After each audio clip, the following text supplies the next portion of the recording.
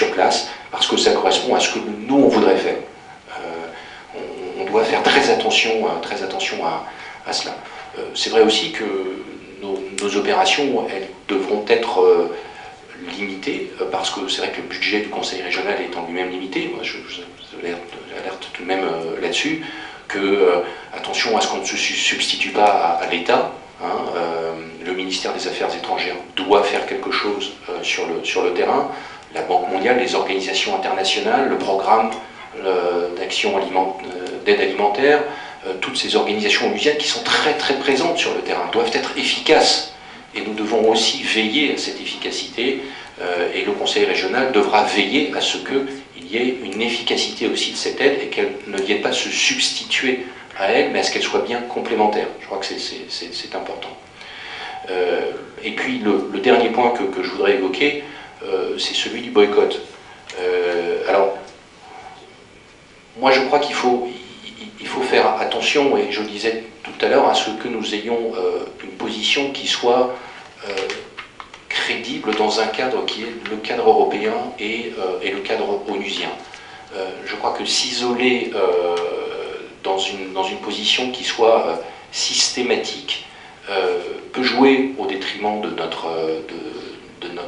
notre région, voire de nos emplois, si nous sommes les seuls, par exemple, à appeler à un boycott. Je crois que toute position doit se faire dans un cadre européen. Nous sommes très européens et nous pensons qu'il faut convaincre d'abord nos partenaires européens, et que nos partenaires européens doivent aussi convaincre au niveau onusien. Il y a tout un dispositif qui est prévu au niveau onusien de sanctions graduelles.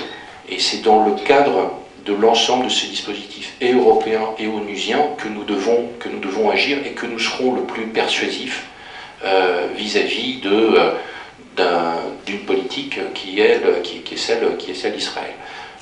Dernier point pour conclure, cette politique malheureusement reste ce qu'elle est, c'est-à-dire à la fois une volonté de dialogue, certes annoncée, une volonté de dialogue, y compris du Premier ministre actuel, et puis des décisions qui sont incompréhensibles.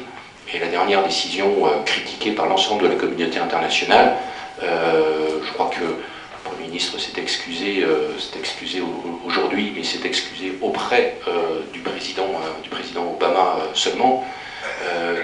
Tout cela montre que